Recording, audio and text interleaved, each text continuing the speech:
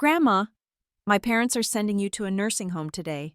My 8-year-old granddaughter Lily whispered, her small hands gripping mine with surprising strength. Her blue eyes, so much like my late husband Richard's, were wide with concern. I felt the world tilt beneath me. My teacup clattered against its saucer as I set it down on the side table next to my favorite armchair, the faded blue one Richard had bought for our 20th anniversary. For a moment, I couldn't breathe, couldn't think beyond those devastating words delivered in a child's innocent voice. I simply walked out of the house with no destination.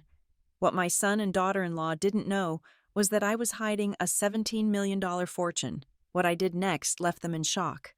The afternoon sun streamed through the lace curtains I'd hung myself 30 years ago, casting dappled patterns across the worn carpet. Everything had seemed so peaceful just moments before, watching Lily arrange her dolls on the coffee table while I worked on my knitting. She'd been staying with me for the weekend while Christopher and Amanda attended some charity gala downtown. At least that's what they'd told me. I suspected it was more about networking than charity, but I'd kept those thoughts to myself. My son had changed so much since marrying Amanda 5 years ago. "What did you hear exactly, sweetheart?" I asked, trying to keep my voice steady. Lily climbed onto my lap, her small arms wrapping around my neck. "I heard Mommy talking on the phone last night. She said you're getting too old to live alone and that it's too expensive to keep taking care of you." Her breath was warm against my ear as she continued. "Daddy said the place has visiting hours on Sundays." The words hit me like a physical blow. I felt my chest tighten, my hands instinctively gripping the armrests of my chair. "Are you okay, Grandma?" Lily asked, pulling back to look at my face. "You look sad." I forced a smile, though my heart was breaking. "I'm fine, sweetheart. Just thinking." But I wasn't fine. Not at all. Memories flooded back of Christopher as a little boy, running to me when he scraped his knee, asking me to read him stories before bed. When had that loving child turned into someone who could plot to ship his own mother away without even telling her I thought about Amanda? My daughter-in-law, with her perfectly styled blonde hair and designer clothes that cost more than my monthly grocery budget. She'd made it clear from the beginning that she didn't approve of Christopher's close relationship with me. Every family dinner became a subtle battle, with Amanda making comments about how I was set in my ways or how Christopher worried about me too much. "We should get you ready, sweetheart," I told Lily, gently moving her off my lap. "Your parents will be here soon." As Lily gathered her toys, I walked to my bedroom on unsteady legs. My reflection in the dresser mirror showed a woman who looked every bit of her 66 years gray hair pulled back in a simple bun, wrinkles mapping years of worry and loss, clothes that had seen better decades. No wonder they saw me as a burden. I opened my jewelry box, the one Richard had made for me in his workshop. My fingers found the small key hidden beneath the velvet lining. After Richard's death, I'd told Christopher that his father had left very little money. It wasn't exactly a lie, but it wasn't the whole truth, either. The front door opened, and I heard Amanda's voice, sharp and impatient. "Lily, get your things. We need to go." I closed the jewelry box quickly and walked back to the living room. Christopher stood by the door, not meeting my eyes. He'd inherited his father's height, but none of his warmth. Amanda checked her phone, clearly eager to leave. "Thanks for watching her, Mom," Christopher said, his voice strained. "We'll talk soon." The way he said it, with that forced casualness, confirmed everything Lily had told me. I kissed my granddaughter goodbye, holding her a little longer than usual. "I love you, Grandma," she whispered. "I love you too, sweetheart, more than you'll ever know." After they left, I stood in the silence of my small house. The walls seemed to close in around me. Pictures of Christopher at various ages stared back at me from every surface: birthday parties, graduation days, his wedding. Had I been fooling myself all these years? Thinking we still had a relationship, I walked to my bedroom and pulled out an old suitcase from under the bed. I packed slowly, deliberately, a few changes of clothes, my medications, Richard's wedding ring that I still wore on a chain around my neck. At the bottom of the suitcase, I placed a small envelope that contained something Christopher had never seen. 20 minutes later, I stood at my front door with my coat and purse. I didn't know where I was going, but I couldn't stay here waiting for them to come collect me like an unwanted piece of furniture. The afternoon air was crisp as I walked down the street I'd called home for 30 years. Neighbors waved from their porches, unaware that they might be seeing old Donna Hughes for the last time. At least the version of Donna they thought they knew. I reached the bus stop and sat on the worn bench. When the city bus arrived, I climbed aboard without looking back. "Where to?" Honey, the driver, a kind-faced woman about my age, asked. "Downtown," I said simply. "First National Bank." As the bus pulled away from my neighborhood, I felt something I hadn't experienced in years, not sadness or fear, but a strange sense of liberation. Christopher and Amanda thought they knew who I was. They thought they could dispose of me quietly, neatly. They had no idea what they'd just unleashed. The bus rumbled through familiar streets, past the grocery store where I'd shopped for decades, past the church where Richard and I had been married, but I wasn't the helpless old woman they believed me to be. I'd been protecting them from the truth for 5 years, living modestly, letting them think I was barely scraping by. It was time for that to change. When I walked into First National Bank 30 minutes later, I approached the same teller window I'd visited every month for years, but instead of making my usual small deposit, I asked to speak with a manager. "I need to access my safety deposit box," I told the young man in the expensive suit. "All of them." The bank manager, a polished man named Mr. Davidson, led me through the vault's heavy doors. His demeanor had shifted completely when he saw my account information. The difference in his voice was something I hadn't heard in years' respect. "Mrs. Hughes, we haven't seen you in quite some time," he said, inserting his key alongside mine in the first safety deposit box. "I trust everything has been satisfactory with your accounts." "Perfectly satisfactory," I replied, lifting the metal box from its slot. Inside lay documents that told a story Christopher had never known, a truth I'd buried alongside his father. I thought back to that day 5 years ago when Dr. Patterson had called with Richard's test results. Pancreatic cancer, stage 4, 6 months, if we were lucky. Richard had gripped my hand in that sterile office and made me promise something. "Don't tell Christopher about the patents, Donna, not yet. Let him build his own life first." Richard had been a quiet man, a tinkerer who spent hours in our garage workshop, while I raised Christopher and managed our household. Richard invented small things at first: an improved can opener, a better door hinge, a more efficient sprinkler head. He'd file the patents himself, never expecting much, but then came the automatic pet feeder. It started when our neighbor's dog kept getting into our garbage. Richard designed a simple mechanism that would dispense food at set times, keeping animals on schedule. He built a prototype in our garage and thought nothing more of it until Pet Care contacted him. I remember the day the first royalty check arrived, $12,000 for a single quarter. Richard had stared at it for an hour before showing it to me. "Donna, I think we might have something here."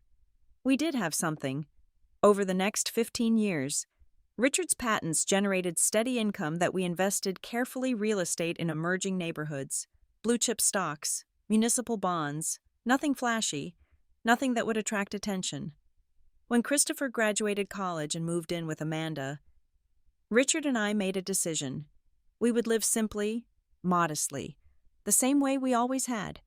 Christopher needed to learn independence, to build his own success without relying on his parents' money. If he knows we're wealthy, he'll never know what he's truly capable of. Richard had said, "And that woman he's dating, she'll never love him for who he is." Amanda. Even then, Richard had seen through her charm. She'd grown up in privilege, and her interest in Christopher had seemed to spike when she learned he was an engineer with good prospects. If she'd known about Richard's patents, about the investments that had grown quietly in the background, I shuddered to think what might have happened. After Richard's diagnosis, The patents continued generating income, but I honored his wishes and kept the secret. Christopher was building his career, trying to prove himself. I lived on a small portion of the investment income and let the rest accumulate. Now, sitting in the bank's private conference room with my safety deposit boxes spread before me, I wondered if I'd made the right choice. Mr. Davidson had discreetly stepped out to give me privacy. I opened the manila folder that contained my current financial statements, $17,200,000. The number still shocked me even though I'd watched it grow slowly over the years. Richard's automatic pet feeder had spawned a series of related patents, timed dispensers for medications, automated plant watering systems, programmable bird feeders. Each patent generated royalties that I'd reinvested faithfully. My phone buzzed. A text from Christopher. "Mom, we need to talk. Are you home?" I stared at the message. So, it was beginning. They'd probably already called the nursing home, made arrangements. In their minds, I was probably just sitting in my armchair, waiting helplessly for whatever decision they'd made about my future. I thought about Lily's innocent face, the way she'd tried to warn me. That sweet child was the only reason I'd maintained any relationship with Christopher and Amanda at all. Over the years, I'd watched Amanda's true nature emerge, the way she dismissed Christopher's concerns about his father's illness, how she'd forgotten to invite me to Lily's birthday parties until the last minute, the subtle ways she'd poisoned Christopher against me. "Your mother is so needy," I'd overheard her tell Christopher once. "She calls you constantly. You need to set boundaries." But I hadn't called constantly. I'd called maybe once a week, and even then, I could hear the impatience in Christopher's voice. Amanda had been systematically driving a wedge between us, and Christopher had been too blind to see it. My phone buzzed again. This time it was Amanda. "Donna, Christopher is worried about you. Please call us back." Worried, right? They were worried about their timeline being disrupted. Worried that I might somehow complicate their plans. I pulled out another document from the safety deposit box, Richard's will, the real one that our lawyer had prepared. Christopher had never seen this version. The copy I'd shown him after the funeral had been carefully edited, showing only our modest checking account and the house. This will told a different story. It outlined every patent, every investment, every carefully hidden asset.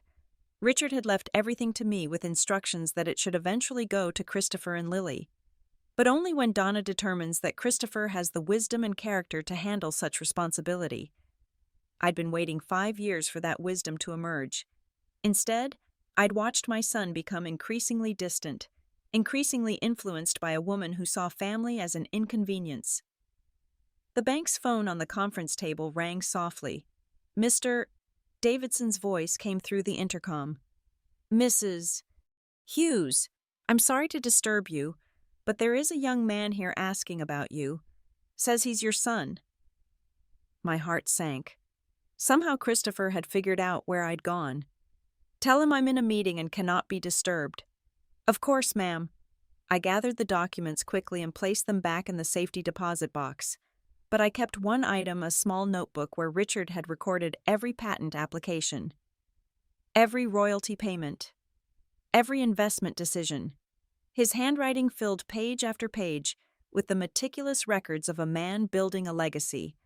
On the last page, in Richard's familiar script, was a note dated just weeks before his death. "For Donna, you'll know when it's time to tell the truth. Trust your instincts. Our granddaughter deserves better than we had, and Christopher deserves the chance to be the man I know he can be. But some lessons can only be learned the hard way."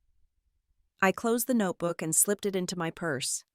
Through the conference room's small window, I could see Christopher in the bank's main lobby, running his hands through his hair in frustration. He was talking to a teller, probably trying to find out what I was doing here. Part of me wanted to walk out there and tell him everything, to explain that his father had been a brilliant inventor, that we'd built a fortune specifically for his and Lily's future, to show him that I wasn't the helpless burden he'd come to see me as. But Richard's words echoed in my mind. Some lessons can only be learned the hard way. Christopher had made his choice. He'd chosen Amanda's influence over his own mother's well-being. He'd chosen to see me as a problem to be solved rather than a person to be cherished. Now I would make my choice. I gathered my coat and purse, leaving the safety deposit boxes secured in their vault. When I emerged from the conference room, Christopher was nowhere to be seen. Mr. Davidson approached me with a slight smile. Your son left a few minutes ago. He seemed quite frustrated. Is there anything else we can help you with today? Mrs. Hughes. I thought for a moment. Yes, actually, I'll need to set up some new accounts, and I'll need to speak with someone about estate planning. His eyebrows rose slightly. Of course. Shall I schedule an appointment for later this week? No, I said firmly. Today, I have some important decisions to make. The Grandview Hotel wasn't fancy, but it was clean and quiet, and most importantly, it was only 3 miles from Christopher's house. From my corner room on the 3rd floor, I could see the neighborhood where I'd raised my son, where my granddaughter was probably wondering why Grandma had disappeared.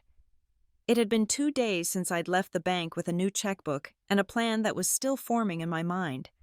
2 days of Christopher calling my house phone over and over, leaving increasingly frantic messages that I listened to from the hotel's business center. Mom, where are you? We need to talk. Amanda is really worried about you. I almost laughed at that last part. Amanda worried about me the way a cat worries about a mouse, only concerned about when it might escape. I'd spent yesterday meeting with Margaret Reynolds, the private investigator that Mr. Davidson had recommended. Margaret was a small woman in her 50s with shrewd eyes and an unassuming manner that probably made people underestimate her, perfect for what I needed. I want to know everything about my daughter-in-law's spending habits, daily routines, friendships, activities when my son isn't around. I told her. And I want to know about their financial situation, the real situation. Margaret had nodded without judgment. How deep do you want me to dig? All the way to bedrock. Now I sat in my hotel room, waiting for her first report while watching the local news. A story about elder abuse caught my attention, and I felt a familiar knot form in my stomach. Is that what I was? An elderly woman being abused by her own family? My phone rang. Margaret's number. Mrs. Hughes, I have some preliminary information you might find interesting. What did you find?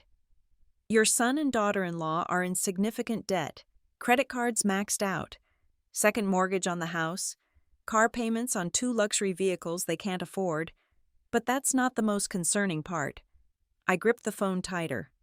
What is? Your daughter-in-law has been researching nursing homes for the past 6 months, not nice ones, the cheapest facilities she could find. Some with serious violations from the state health department. The room seemed to spin around me. 6 months. This hadn't been a sudden decision born of concern for my welfare. This had been a calculated plan. There's more, Margaret continued. She's been telling neighbors that you're becoming increasingly confused and difficult to manage, creating a narrative that would justify their decision. I closed my eyes, remembering the strange looks I'd gotten from Mrs. Patterson next door last week, the way she'd spoken to me slower and louder than usual, as if I were a child. What about my granddaughter? That's where it gets worse. From what I've observed, the child is largely ignored, left to fend for herself while your daughter-in-law shops and your son works overtime trying to keep up with their expenses. My heart clenched. Poor Lily, trapped in a house where money mattered more than people. After hanging up with Margaret, I sat staring at the hotel room's beige walls. Richard had been right to keep our wealth secret, but he'd overestimated Christopher's character. My son had grown into someone who could plan to discard his own mother for financial convenience. I opened Richard's notebook again, running my fingers over his careful handwriting. On one page, he'd written, "The automatic pet feeder patent alone should provide for 3 generations, but money without wisdom is just another burden." Wisdom, that's what Christopher lacked, and what Amanda had never possessed. My phone buzzed with a text from an unknown number. When I opened it, my blood turned cold. "Grandma, are you okay? Mommy says you're sick and had to go to the doctor. I miss you. Love, Lily." They were lying to my granddaughter. making her worry that something was wrong with me while they plotted to institutionalize me. I called Margaret back immediately. I need you to document everything. I want proof of their financial situation, proof of how they're treating Lily, proof of every lie they're telling. Mrs. Hughes, are you planning legal action?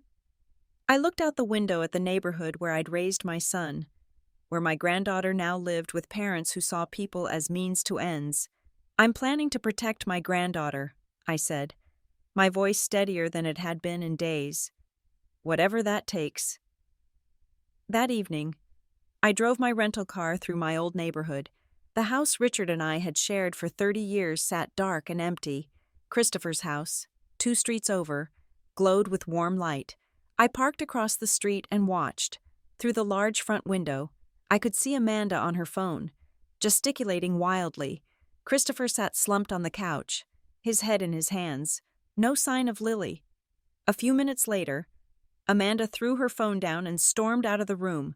Christopher remained on the couch, not moving. Even from a distance, I could see the defeat in his posture. My phone rang. Christopher's number. Mom, please answer this time. I know you're upset about something, but we can work it out. Amanda found some really nice places where you'd be comfortable and safe. Safe from what? From living independently in the house I'd called home for decades. From making my own decisions about my own life, I didn't answer. Instead, I watched as he hung up and threw his own phone aside. A light came on in an upstairs window, Lily's room. I could see her small silhouette moving around, probably getting ready for bed. My heart ached to go to her, to tell her that Grandma was fine and that someone was watching out for her. Amanda reappeared in the living room carrying a laptop. She set it on the coffee table and opened it, angling the screen toward Christopher. Even from across the street, I could see them looking at what were obviously websites, nursing home websites. They were shopping for my future like they were browsing for a new appliance. Christopher pointed at something on the screen and shook his head. Amanda pointed at something else, more insistently. They were arguing about price, I realized, about how cheaply they could dispose of me. I started the car and drove away before I did something I'd regret. Back at the hotel, I called Margaret again. I need you to accelerate your investigation, and I need you to look into legal options for protecting my granddaughter. What kind of legal options? I want to know what it would take to get custody of her, or at least guaranteed visitation rights that can't be revoked. There was a pause. Mrs. Hughes, that's a significant step. Are you sure? I thought about Lily's face when she'd warned me about the nursing home, about the text message saying she missed me, about the light in her bedroom window, a little girl probably wondering why the adults in her life kept disappearing. I've never been more sure of anything in my life. The next morning brought Margaret's full report, 20 pages of financial records, photographs, and documented conversations that painted a picture of a family in crisis. Christopher and Amanda owed over $200,000 in various debts. The house I'd helped them buy with a secret gift of $50,000 for the down payment was mortgaged to the hilt. Amanda's shopping addiction had spiraled out of control, and Christopher was working 70-hour weeks trying to keep them afloat. But the most damning evidence was the timeline Margaret had constructed. The nursing home research had begun immediately after they'd received a property tax notice on my house. They'd realized that my modest home was worth nearly $400,000 in the current market. They weren't just trying to get rid of a burden. They were planning to sell my house to solve their financial problems. The final page of Margaret's report contained information about Lily's daily routine. Up at 6:30, makes her own breakfast while parents sleep in. Walks to school alone because Amanda can't be bothered to drive her. Spends afternoons at the neighbor's house because no one is home when school ends. My granddaughter was raising herself. I closed the report and reached for my phone. "Richard?" I said when my lawyer answered. "This is Donna Hughes. I need to see you today. It's urgent." "Of course. Donna, what's this about?" I took a deep breath, feeling resolve settle into my bones. I need to protect my granddaughter from her own parents, and I think it's time they learned exactly who they've been planning to throw away. Richard Payton had been my husband's lawyer for over 20 years, a distinguished man with silver hair and the kind of quiet competence that comes from handling family fortunes for decades. When I walked into his mahogany-paneled office, he stood with the same respect he'd always shown me, but I could see the curiosity in his eyes. "Donna, I have to admit, I'm intrigued by your call. You sounded quite determined." I placed Margaret's investigation report on his desk alongside Richard's notebook. "Richard, I need you to know something that I've kept hidden for 5 years. My husband didn't leave me nearly as poor as everyone believes." His eyebrows rose slightly, but he remained silent as I opened the notebook to the final tally of our assets. $200,000, I said quietly. "That's what Richard's patents and our investments are worth today." Richard's composure cracked for just a moment. In all his years of handling wealthy clients, I could see that this revelation had caught him completely off guard. "Donna, I handled Richard's estate, the will I probated. Showed what I wanted it to show. The version you filed was real, but it didn't include the patents or the investment accounts. Those were in my name, only by Richard's design." I explained everything: Richard's decision to keep our wealth secret, my 5 years of living modestly while watching Christopher build his own life, and now the devastating discovery that my son and daughter-in-law were planning to institutionalize me to access my property. Richard listened without interrupting, occasionally making notes. When I finished, he leaned back in his leather chair. "What do you want to do, Donna?" "First, I want to protect Lily. I need to know my legal options for ensuring I can see her regularly, regardless of what her parents decide about me." "That's tricky. Grandparents' rights vary by state. But if we can demonstrate that you have an established relationship with the child and that cutting off contact would harm her welfare, I can demonstrate that." 8 years of birthday parties, sleepovers, school events. I have photos, cards she's made me, everything. "Good. What else?" I took a deep breath. "I want to buy the house next to Christopher and Amanda's. The one with the for sale sign. I want to be close enough to watch over Lily without their permission." Richard made another note. "That's certainly within your rights. Anything else?" "I want to set up a trust fund for Lily that her parents can't touch. Something substantial that will be available when she turns 25. "How substantial?" $5 million. Richard's pen stopped moving. "Donna, that's nearly a third of your entire estate. Lily is my future. Richard, she's the only person in that family who still has a pure heart. I want to make sure she never has to depend on anyone the way they're trying to make me dependent." He nodded slowly. "I can draft the trust documents." "Is there anything else, Sue?" I hesitated, then pulled out the most difficult part of my plan. "I want to make a new will, one that Christopher and Amanda will never expect." "How so?" "If something happens to me before Lily turns 18, I want her care and the management of her trust to go to my sister Patricia in Oregon. Christopher gets nothing until he proves he can be the father and man his daughter deserves." Richard set down his pen entirely. "Donna, that's a dramatic step. You're essentially disinheriting your only child."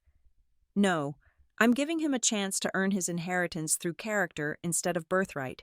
Richard always said money without wisdom was just another burden.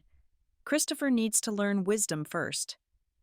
And if he never does, I thought about Lily's innocent face, about the lies they were telling her, about the nursing homes Amanda was researching. Then Lily will inherit everything when she turns 30. At least one person in this family will understand the value of what Richard built." Richard spent the next hour drafting documents while I sat in his conference room, staring out at the city where I'd spent my entire adult life. It felt surreal to be making decisions about millions of dollars while my son thought I was a penniless burden. My phone buzzed. A text from Christopher. "Mom, please come home. We're all worried sick. Lily keeps asking where you are." The mention of Lily's name made my chest tighten. I typed back, "I'm fine. Taking some time to think." His response came immediately. "Think about what? If this is about the nursing home discussion, we can look at other options. We just want what's best for you." I stared at the message. Even now, He couldn't bring himself to be honest. It wasn't about what was best for me. It was about what was convenient for them. "The documents are ready," Richard announced, returning to the conference room with a stack of papers. "The trust fund for Lily, the new will, and I've also prepared a power of attorney that ensures no one can make medical or financial decisions for you without your explicit consent." "Thank you." I signed each document carefully, my signature sealing a future that Christopher couldn't imagine. "There's one more thing," Richard said. "The house next to your son's, I called the listing agent. The owners are motivated to sell quickly due to a job relocation. They'll accept a cash offer significantly below asking price." "How significantly?" "The asking price is $485,000. They'll take $420,000 for a cash offer that can close within 2 weeks. I didn't hesitate. "Make the offer." An hour later, I was the owner of the house at 247 Maple Street, directly next door to my son's family. The irony wasn't lost on me. They were planning to move me into a nursing home while I was buying the house next door. That evening, I drove to my new property with the keys in my hand. It was a charming 2-story colonial with a big front porch and a backyard that connected to Christopher's property line. From the upstairs windows, I could see directly into Lily's bedroom. As I stood in the empty living room, I heard voices from next door, through the thin walls. I could hear Christopher and Amanda arguing. "She's been gone for 4 days. Christopher, 4 days. People are starting to ask questions." I know. But what am I supposed to tell them? That my mother disappeared because she found out we were planning to put her in a nursing home. "You weren't supposed to let her find out. This is a disaster." I moved closer to the wall, my heart pounding. "Maybe we should just drop the whole thing," Christopher said, his voice tired. "Maybe we can figure out another way to handle our finances." "Are you insane?" Amanda's voice was sharp with anger. "Do you know how much debt we have? Your mother's house is our only way out of this mess. If we don't sell it, we're going to lose everything. But if she's really missing, if something happened to her—" "Nothing happened to her. She's probably staying with some friend, trying to make us worry. She'll come back when she gets tired of playing games." There was a pause. Then Christopher's voice, quieter now. "What if she doesn't come back? Then we file a missing person report and eventually have her declared incompetent. Either way, we get control of her assets." I stepped back from the wall, my hands shaking. Amanda wasn't just planning to institutionalize me. She was prepared to have me declared incompetent if I refused to cooperate. My phone rang, startling me in the empty house. Margaret's number. "Mrs. Hughes, I have an update you need to hear immediately." "What is it?" "Your daughter-in-law met with a lawyer today, a lawyer who specializes in elder care and conservatorship proceedings." My blood turned cold. "What does that mean?" "It means they're preparing to have you declared mentally incompetent if you don't comply with their nursing home plan. They're building a case that you're suffering from dementia or some other cognitive decline that makes you unable to care for yourself." I sank into the window seat, looking across the yard at the house where my granddaughter was probably doing her homework alone while her parents plotted my legal destruction.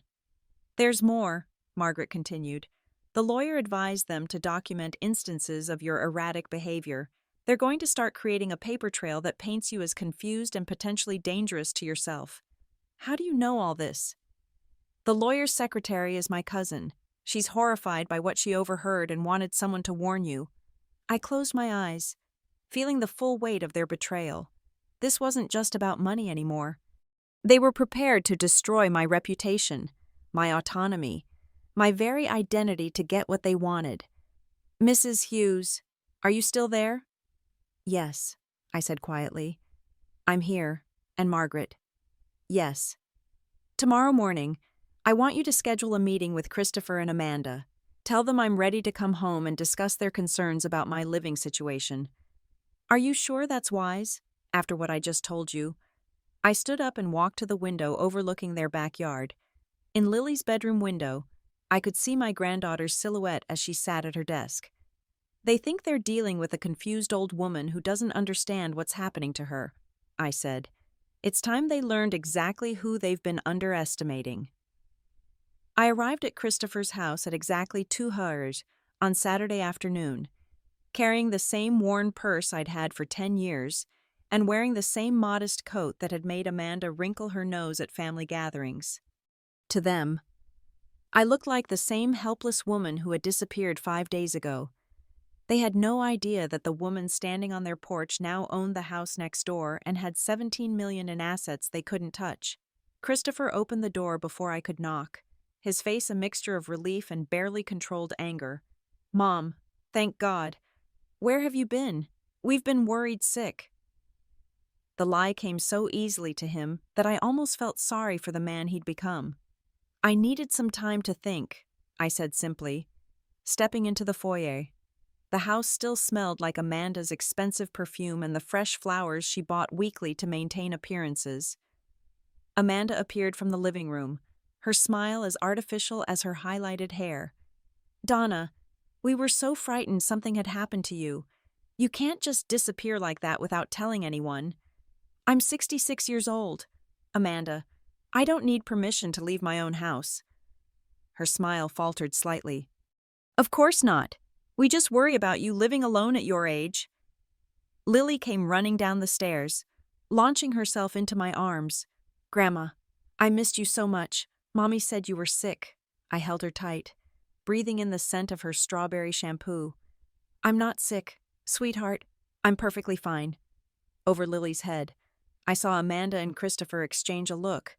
Their first lie had already been exposed. "Lily, why don't you go play in your room while the adults talk?" Amanda said, her voice tighter now. "Can I stay with Grandma?" "No, sweetheart," I said gently. "I need to talk to your parents alone, but I'll come say goodbye before I leave." After Lily reluctantly went upstairs, the three of us sat in the living room. I chose Richard's old recliner, the one Christopher had moved here after his father's death. It felt appropriate somehow, having Richard's presence for what was about to unfold. "Mom," Christopher began, leaning forward with his hands clasped. "We need to discuss your living situation. Amanda and I have been researching some really nice facilities where you'd have people around, activities, medical care if you need it." "You mean nursing homes?" Amanda stepped in smoothly. "Assisted living communities, places designed for active seniors who want to maintain their independence while having support available." I pulled Margaret's investigation report from my purse and set it on the coffee table.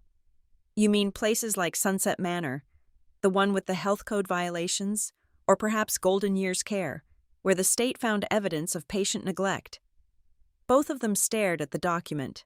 Christopher reached for it, but I held up my hand. "Don't touch that yet. We have other things to discuss first."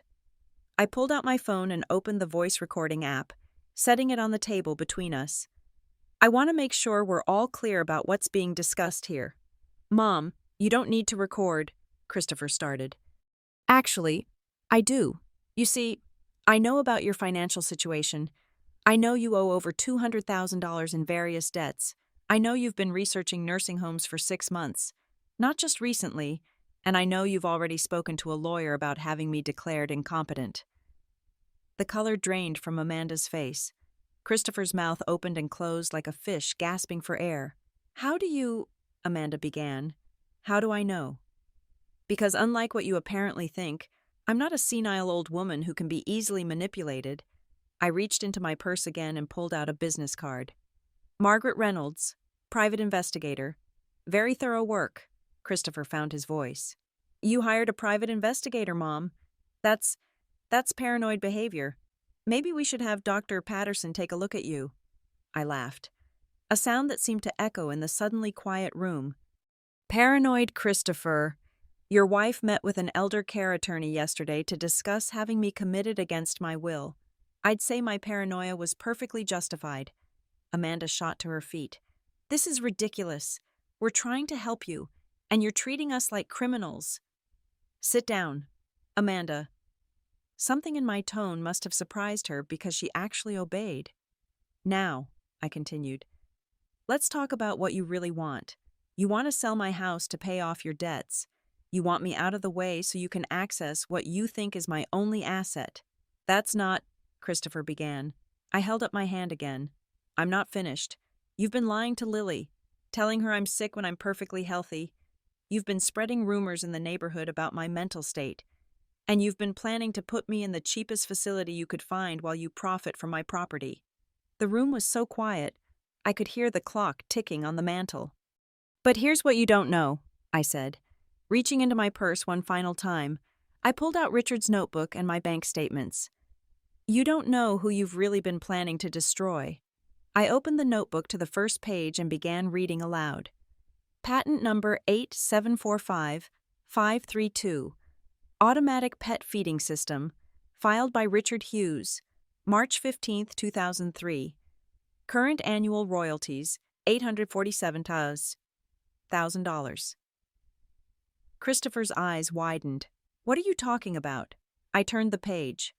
Patent number 9564988, Programmable Medication Dispenser, filed by Richard Hughes, August 22, 2008. Current annual royalties, $623,000.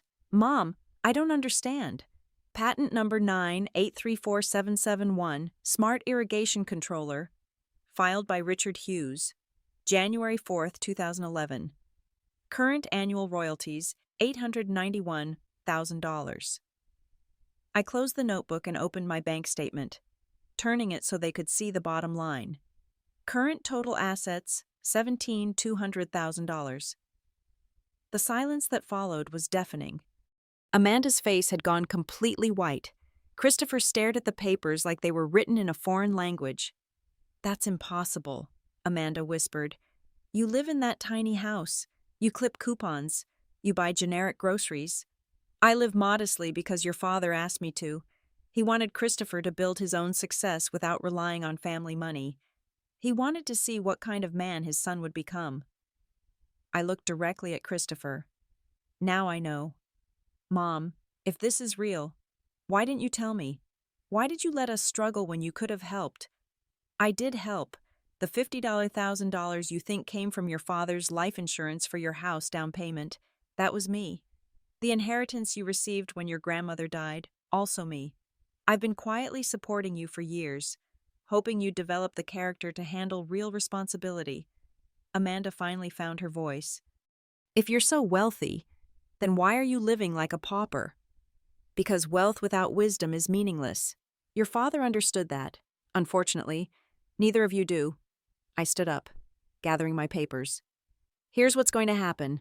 I've purchased the house next door to you. I'll be moving in next week. You what? Christopher's voice cracked. I'll be close enough to maintain a relationship with Lily regardless of your wishes. I've also established a $5 million trust fund for her education and future, which neither of you can touch.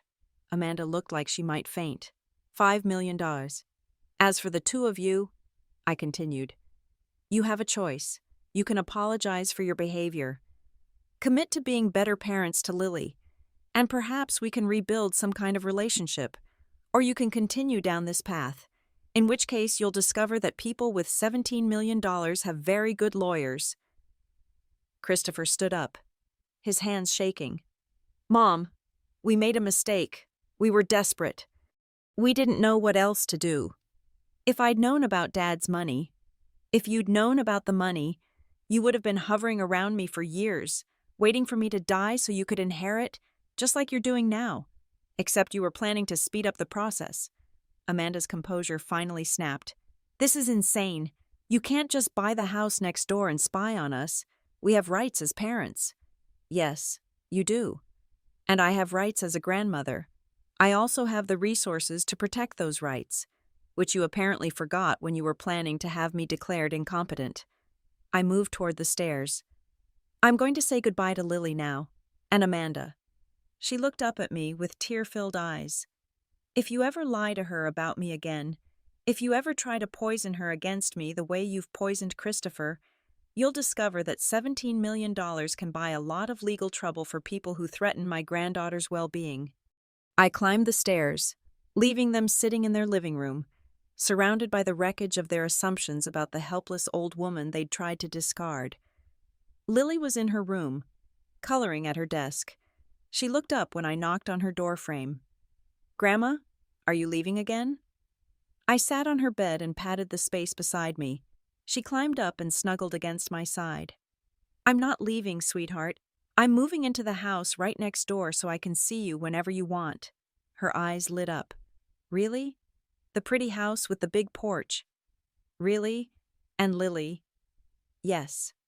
If your parents ever tell you that Grandma is sick or confused or can't take care of herself, I want you to remember this conversation. I want you to remember that Grandma is perfectly fine and will always be here for you. She nodded seriously. I'll remember. Good girl. Now, I need to go take care of some moving arrangements, but I'll see you very soon. As I walked back downstairs, I could hear urgent whispers from the living room. Christopher and Amanda were hunched over her laptop, probably researching whether what I'd told them was even possible. They were about to learn that it was not only possible, but that their attempt to control me had backfired in ways they couldn't have imagined. I let myself out without saying goodbye to them. They had a lot to think about, and I had a new life to begin. The next week passed in a blur of activity. I hired movers to pack up my old house, keeping only the furniture and mementos that truly mattered to me. Richard's workshop tools, our wedding album, the handmade quilt my mother had given us as a wedding present. Everything else could be replaced. I hired an interior designer to furnish my new home quickly, focusing on making it comfortable and safe for an older person grab bars in the bathroom. A first-floor bedroom suite, non-slip flooring, but also welcoming for a child. Lily's room, across the hall from mine, was painted a soft lavender at her request, with a window seat overlooking the backyard where she could read or watch for butterflies. Christopher called daily, his voice a mixture of contrition and calculation. I let most calls go to voicemail, needing time to sort through my feelings. The betrayal cut deep, deeper than I wanted to admit. This was my son, the baby I had nursed, the child I had raised, the young man I had cheered for at his college graduation. How had we come to this? Amanda sent a formal written apology, the kind you'd expect from a corporate PR department, not a daughter-in-law. I sincerely regret any misunderstanding. We only wanted what was best for everyone. I hope we can move forward in a positive manner. The words rang hollow, written on expensive stationery with her monogrammed letterhead. On the day I officially moved in, I watched through my kitchen window as Lily bounced excitedly in their backyard, pointing toward my house and clearly begging to come over. Amanda stood with her arms crossed, shaking her head. Christopher looked torn, glancing between his wife and daughter, then toward my window where he couldn't see me watching. Later that afternoon, my doorbell rang. I opened it to find Lily standing there alone, slightly out of breath as if she'd run over the moment her mother's back was turned. Grandma, can I see your new house? I ushered her in quickly, before Amanda noticed she was gone. Of course, though. Sweetheart, would you like the grand tour? She nodded eagerly, and I showed her through each room, watching her eyes widen at the fresh paint and new furniture. When we reached her bedroom, she gasped. This is for me. Whenever you want to stay over, your parents will need to give permission. Of course, but I wanted you to have your own space here. She threw her arms around my waist. Thank you, Grandma. We were halfway through baking cookies when the inevitable pounding came at my front door. Amanda stood there, face flushed with anger. Lily needs to come home right now. She did not have permission to be here. Behind her, I could see Christopher standing at the edge of my property, hands in his pockets, looking uncomfortable. We're just finishing up some cookies, I said calmly. She can bring some home to share. Now, Donna, I won't ask again. I met her gaze steadily. Amanda, Lily is welcome in my home anytime. If you have a problem with that, we can discuss it like adults, or we can let the family court judge decide how much access I should have to my granddaughter. Your choice. The mention of court made her falter slightly. Good. She'd done her research and learned that I wasn't bluffing about my legal options. 15 minutes, she said finally. Then she needs to come home. I nodded. That's reasonable. Thank you. When Amanda walked away, I caught Christopher's eye. He gave me a small nod before following his wife. It wasn't forgiveness, not yet, but it was acknowledgement. a crack in the wall between us. That night, I sat on my new front porch in the darkness, wrapped in one of Richard's old sweaters. The house next door was quiet, lights off except for a soft glow from Lily's bedroom. "What would you think of all this, Richard?" I whispered to the night air. "Did I do the right thing?" I could almost hear his voice, pragmatic and kind. "You protected our granddaughter. You stood up for yourself. What else could you have done?" But there was a hollowness in my victory. I had won. But at what cost? My relationship with my son hung by a thread. My daughter-in-law saw me as an enemy, and though Lily would now have my protection and eventually my fortune, she would still grow up in a house divided by resentment and greed. Money without wisdom is just another burden. Richard had been right about that, but wisdom without the power to protect those you love was just wishful thinking. As I rocked gently in the porch swing, I realized this wasn't the end of the story. It was barely the beginning. The real work healing my family, if that was even possible, lay ahead. I was sitting on my front porch, watching Lily practice riding her bicycle in my driveway. The morning sun cast long shadows across the lawn, and the air was filled with the scent of the roses I'd planted along the fence, the same variety Richard had given me on our first anniversary. The house at 247 Maple Street had become everything I'd hoped it would be, a sanctuary where my granddaughter could come whenever she needed refuge from the tension next door. The transformation hadn't happened overnight. The first few weeks after my revelation had been particularly difficult. Christopher had tried to apologize, stumbling through conversations about how he'd gotten confused and let financial stress cloud his judgment. Amanda had been silent for days, barely speaking to anyone, probably calculating how much money she'd lost when their plan collapsed. But children are resilient, and Lily had adapted quickly to having Grandma next door. She'd come over after school most days, doing her homework at my kitchen table while I prepared snacks. We'd planted a garden together in the backyard, something I'd never had time for when I was working so hard to maintain the illusion of financial struggle. "Grandma, look," Lily called out, pedaling past without holding on to the handlebars. No hands. "I see you, sweetheart. You're getting so good at that."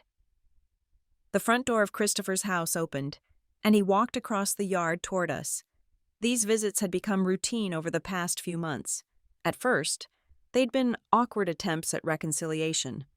Now, they were simply a father checking on his daughter and slowly rebuilding a relationship with his mother.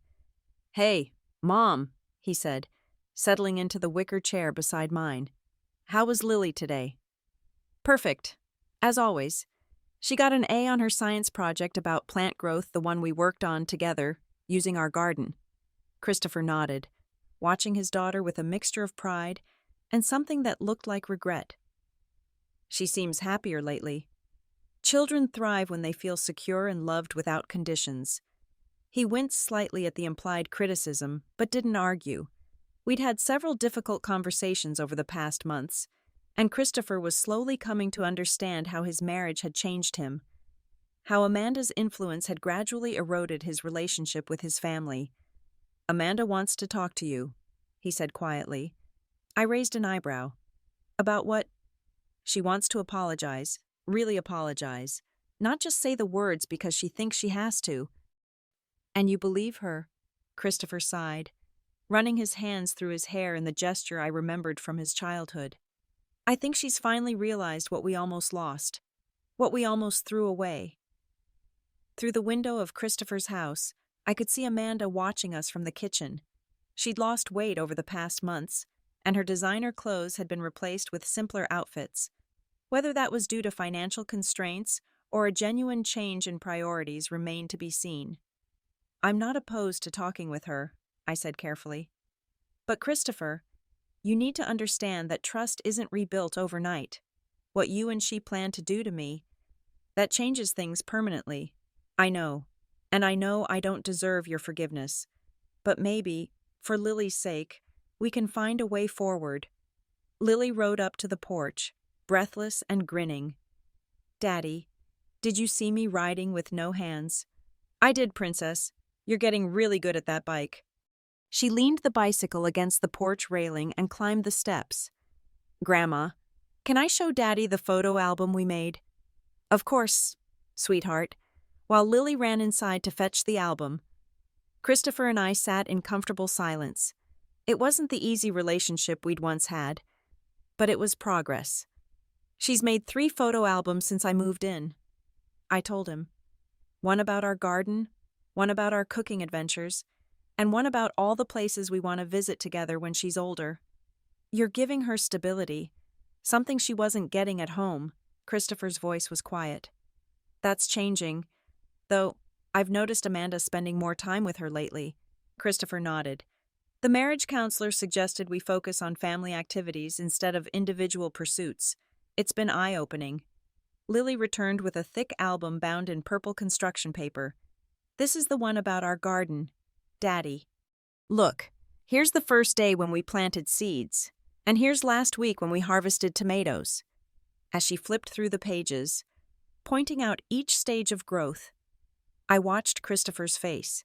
He was seeing his daughter in a way he perhaps hadn't before, not as a responsibility to be managed, but as a person with her own interests and enthusiasm. This is amazing. Lily, you and Grandma have been busy. We're going to make jam next week with the strawberries. Grandma says we can give some to the neighbors. That sounds wonderful. After Lily went inside to wash her hands for dinner, Christopher turned to me with a serious expression. Mom, I need to ask you something, and I want you to be honest with me. All right. Do you think I can be a good father? Really, or is it too late? The question caught me off guard.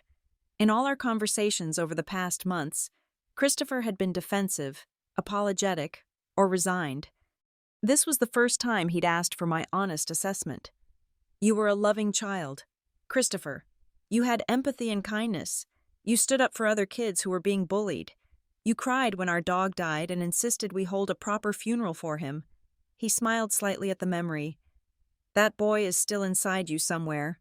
The question is whether you're willing to let him resurface, or whether you're going to let fear and financial pressure continue to drive your decisions. What about Amanda? Do you think she can change? I considered the question carefully. I think people can change when they truly want to, but change has to come from within, not from external pressure or consequences. The front door of Christopher's house opened again, and this time Amanda walked across the yard. She moved slowly, as if each step required courage. Donna, she said when she reached the porch, could I speak with you privately? I looked at Christopher, who nodded and stood up.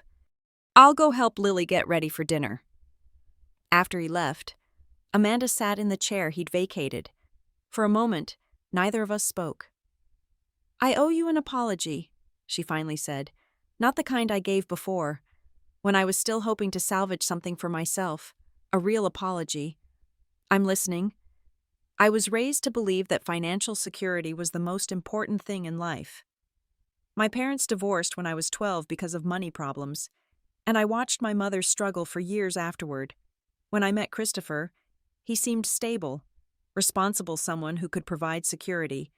She paused, looking across at the house where we could see Christopher and Lily in the kitchen window. But somewhere along the way, I forgot that there's a difference between financial security and greed. I forgot that Christopher wasn't just a provider. He was a person, and I completely ignored the fact that you weren't just an obstacle to my plans. You were his mother. What changed your mind? Amanda was quiet for a long moment. Watching Lily with you, seeing how happy she is here, how she lights up when she talks about your time together, I realized that I'd been so focused on what I wanted for her future that I was ignoring what she needed in the present. And what does she need? Love without conditions, attention without distractions, adults who put her well-being ahead of their own convenience. I studied Amanda's face, looking for signs of manipulation or calculation, but her eyes were clear, and her voice held a steadiness I'd never heard before. The nursing home plan, I said. That was your idea. Yes, and I'm ashamed of that. I convinced myself that it was practical, that it made financial sense. But the truth is, I saw you as competition for Christopher's attention and resources. I wanted you out of the way. And now I understand that family isn't a zero-sum game. Your relationship with Christopher and Lily doesn't diminish mine. It enriches theirs, which enriches mine. Lily appeared in the doorway. Grandma, Daddy says dinner is ready. Can you eat with us? I looked at Amanda, who nodded slightly. I'd like that. Sweetheart. As we walked across the yard to Christopher's house, Amanda said quietly, I don't expect forgiveness right away. I know I have to earn it, but I hope you'll give me the chance to try. We'll see, I replied. Actions speak louder than words. Dinner was a revelation. Instead of the tense, surface-level conversations I remembered from before, we talked about Lily's school projects, her friends, her dreams of becoming a veterinarian. Christopher and Amanda listened to her, really listened, asking follow-up questions and showing genuine interest in her answers. After dinner, Lily insisted on showing her parents the photo albums we'd made. As she narrated each picture, I watched the family dynamic slowly shift. They were learning to see each other clearly, perhaps for the first time. Later, as I prepared to leave, Christopher walked me to the door. Mom, he said quietly, I want you to know that I've been thinking about Dad a lot lately, about the choices he made, the man he was, and I think I understand now why he kept the patent secret. He was trying to teach me something about earning things rather than inheriting them. What do you think you've learned? Christopher looked back toward the living room, where Amanda was helping Lily organize her photo albums. That the most valuable things in life can't be bought. They have to be built day by day, through trust and respect and genuine care for each other. Your father would be proud to hear you say that. Do you think there's hope for us? For our family? I thought about Richard's words in his notebook. Some lessons can only be learned the hard way. Christopher had certainly learned his lessons the hard way, but he was learning them. There's always hope, Christopher, as long as people are willing to do the work of becoming better. Walking back to my house that evening, I felt a sense of peace I hadn't experienced in years. The front porch light was on, welcoming me home to a place that was truly mine. In my mailbox was a hand-drawn card from Lily. Thank you for being the best grandma ever. Inside the house, I made myself a cup of tea and sat in Richard's chair, which I'd moved from storage. His notebook lay open on the side table to the page where he'd written about wisdom and wealth. You were right, Richard, I said aloud. Money without wisdom is just another burden, but wisdom without the power to protect the people you love is just wishful thinking. The house next door was quiet now, a family learning to rebuild itself on a foundation of honesty instead of desperation. It wouldn't be easy, and there would be setbacks, but for the first time in 5 years, I believed there was hope. The next morning, I was surprised by a knock at my door. It was Amanda, alone. I hope I'm not interrupting, she said. I wanted to bring you these. She held out a manila envelope. What is it? The paperwork from the elder care attorney. Everything we discussed about having you declared incompetent. I want you to have it, to destroy it, to know that it's gone. I took the envelope cautiously. Thank you. That's a good start. Also, I wanted to ask if you'd be willing to have dinner with me. Just the two of us. There are things I'd like to talk about.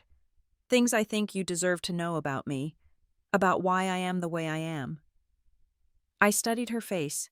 The polished exterior she'd always maintained was gone, replaced by something more vulnerable, more authentic. I'd like that, I said finally. How about next Tuesday? There's a nice Italian place downtown. Perfect. Thank you. Donna.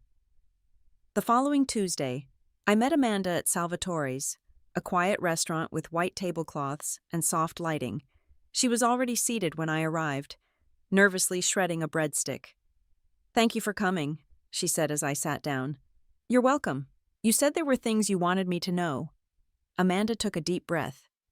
Yes, I think you should understand where I come from, why money means what it does to me.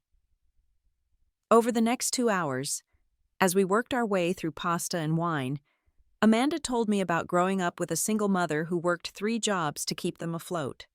About the times the electricity was shut off, the eviction notices, the nights she went to bed hungry, about watching her mother deteriorate from the stress until she collapsed from exhaustion one day at work and never fully recovered. "I promised myself I would never live that way," she said, her voice low. "I would never be that vulnerable. When I met Christopher, he was so different from the men I'd known. Steady, reliable. But I brought all my fears into our marriage. Every financial setback felt like the beginning of a slide back to that childhood apartment with the leaky ceiling and empty refrigerator." "That explains a lot," I said. "But it doesn't excuse planning to institutionalize me against my will." "No, it doesn't. Nothing excuses that. I can't change what I did. But I can try to be better going forward. For Lily's sake, for Christopher's, and for my own." "What do you want from me, Amanda truly?" She looked me directly in the eyes. "A chance. Not forgiveness yet. I haven't earned that. Just a chance to show you that I can change, that I want to change, and maybe, eventually, a relationship where we can be family without all this baggage between us." I thought about Richard, about what he would say in this moment. He'd always believed in second chances, in the capacity for people to grow. "A chance," I said finally. "That seems reasonable." As we walked to our cars afterward, Amanda hesitated, then said, "There's something else you should know. Christopher and I are seeing a financial counselor. We're working on a plan to pay off our debts without selling anything or relying on anyone else. It's going to take time, but we're committed." "That's good to hear." "I've also been looking for a job. Before I married Christopher, I was a pretty good accountant. I've let those skills get rusty, but I'm taking some refresher courses online." For the first time, I felt a glimmer of respect for this woman. She was trying, really trying. "If you need any help with tuition—" "Thank you, but no," she interrupted. "That's exactly what I need to stop doing, looking for the easy way out. I need to do this myself." I nodded, understanding and appreciating her resolve. "Good luck, Amanda." "I mean that." 3 weeks later, Christopher invited me to lunch.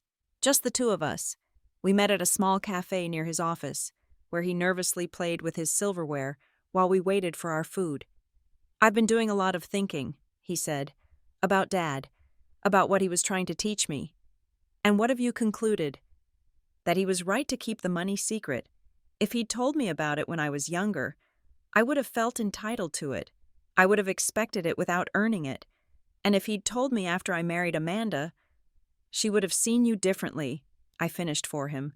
"Just as she saw you differently when she learned about it now." Christopher nodded. "We're working through a lot in counseling. Money issues, trust issues. It's hard. But it's good work, necessary work. I'm proud of you for doing it." His eyes widened slightly, as if my approval still mattered to him. "Really, really. It takes courage to look honestly at yourself and your relationships." Our food arrived, and we ate in companionable silence for a few minutes before Christopher spoke again. "Mom, I want to ask you something important. Would you consider being part of a weekly family dinner every Sunday, at our house? Just the 4 of us, no phones, no distractions, a chance for us to rebuild." "I'd like that very much." "And there's something else. Amanda and I have been talking. We want to start a college fund for Lily, not to replace the trust you set up that's incredibly generous, but because we want to contribute too. We want to take responsibility." I smiled, feeling a warmth in my chest that had nothing to do with the hot soup in front of me. "That sounds like an excellent idea. We won't be able to put much in at first, but it's a start, a symbol of our commitment to her future." As we finished our lunch, Christopher reached across the table and took my hand. "I'm sorry, Mom. For everything, for losing sight of what matters, for letting Amanda's fears drive our decisions, for treating you like a problem instead of a person. I know, Christopher, and I forgive you, just like that. Forgiveness doesn't mean forgetting or pretending it didn't happen. It means I'm choosing to move forward without holding your past actions against you, but trust that's something you'll need to rebuild day by day. The first family Sunday dinner was awkward, with long silences and careful conversation. The second was a little easier. By the third month, we had developed a rhythm, Lily setting the table. Christopher cooking, he'd discovered a passion for it. Amanda making dessert. Me bringing a bottle of wine and fresh flowers from my garden. One Sunday in late summer, as we sat on Christopher's back porch watching the sunset, Lily asked a question that caught us all off guard. "Daddy, why did you want to send Grandma away before—" The adults exchanged glances, uncertain how to respond. Christopher knelt beside her chair. "Because I made a mistake, sweetheart. A big one. I was worried about money and not thinking clearly, and I forgot what's really important: family. Taking care of each other, being there for each other. Are you going to make that mistake again?" Christopher looked at me, then at Amanda, who gave him an encouraging nod. "No, Lily. I've learned my lesson. Grandma is part of our family forever."